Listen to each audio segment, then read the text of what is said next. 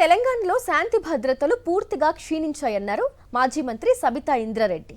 దీనికి సీఎం రేవంత్ బాధ్యత వహించి రాజీనామా చేయాలని డిమాండ్ చేశారు. షాబాద్లో హత్యకు గురైన కుటుంబంలోని బాధితులను ఆమె పరామర్శించారు.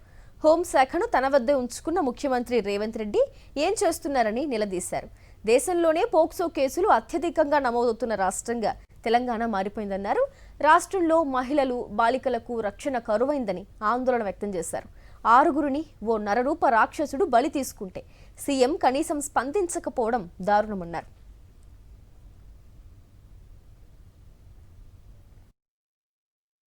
ముఖ్యమంత్రి గారు పోలీస్ పని చేయనిస్తే కదా ఎంతసేపు ప్రతిపక్షాల మీద నిఘా పెట్టడము, సోషల్ మీడియాలో ఏం చేస్తున్నారు నిఘా పెట్టడము, భూములు ఎక్కడ కాంప్రమైజ్ చేయాలో చేయమండము, ఈ పని చెప్తున్నారు తప్పిస్తే మీరు కనీసం వాళ్ళకి ఫ్రీ హ్యాండ్ ఇవ్వండి. ఎందుకు చేయలేరు? ఒక మంచి పేరున్న పోలీస్ వ్యవస్థ మన దగ్గర. కానీ ఈరోజు ముఖ్యమంత్రి గారికి ఆలోచన లేదు. ఎంతసేపు ప్రతిపక్షాల మీద నిఘా పెట్టండి అనే దాంట్లో ప్రతిపక్షాలను ఎట్లా టైట్ చేయాలనే ఆలోచన తప్పిస్తే మా మీద పెట్టిన నిఘా ఒక 10% పెట్టింటే ఈ రాష్ట్రంలో ఈ పరిస్థితి రాకుండా ఉండేది. కానీ ఆ షీ టీమ్స్ సిస్టమేటిక్గా ఏర్పాటు చేశారు. భరోసా సెంటర్స్ ఏర్పాటు చేశారు. ఎక్కడ పోయినా ఇవన్నీ ఏం చేస్తున్నాయి? ముఖ్యమంత్రి గారు డైరెక్షన్ ఇవ్వాలి కదా, రివ్యూ చేసుకోవాలి కదా. కనీసం నెలకు ఒకరోజు రాష్ట్రంలో దేశంలోనే 5th ప్లేస్లో పోక్సో కేసు అన్నప్పుడు, తెలంగాణలో క్రైమ్ రేట్ పెరిగింది అన్నప్పుడు హోంమంత్రిగా బాధ్యత ఏంది? రివ్యూ చేసుకోవాలి కదా. ఎందుకు పెరుగుతుంది, ఏ పోలీస్ స్టేషన్లో పెరుగుతుంది, ఏ ఏరియాలో పెరుగుతుంది, ఎలాంటి కేసెస్ పెరుగుతున్నాయి అని రివ్యూ చేసుకోవాలా లేదా?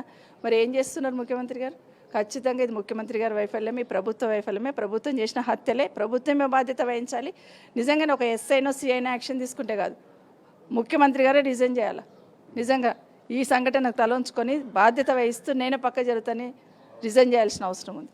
కానీ కనీసం మాట వరుసకు కూడా కనీసం స్పందించలే మానవత్వం లేని ముఖ్యమంత్రి గారు. ఒకటి ఏం మాట్లాడుతున్నారు? క్రైమ్ రేట్ ఎందుకు పెరగదండి?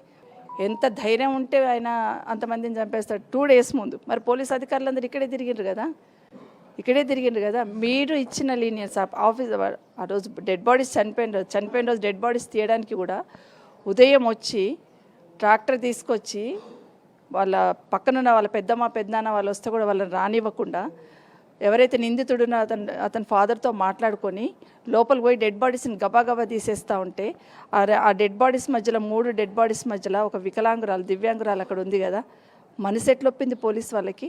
ఆ 3 డెడ్ బాడీస్ లిఫ్ట్ చేసి ఆ అమ్మాయిని అక్కడే బ్లడ్లో వదిలేసిపోయారట. మరిన్ని అప్డేట్స్ కోసం ఛానల్ను సబ్స్క్రైబ్ చేయండి. నోటిఫికేషన్స్ కోసం బెల్ ఐకాన్ పై క్లిక్ చేయండి.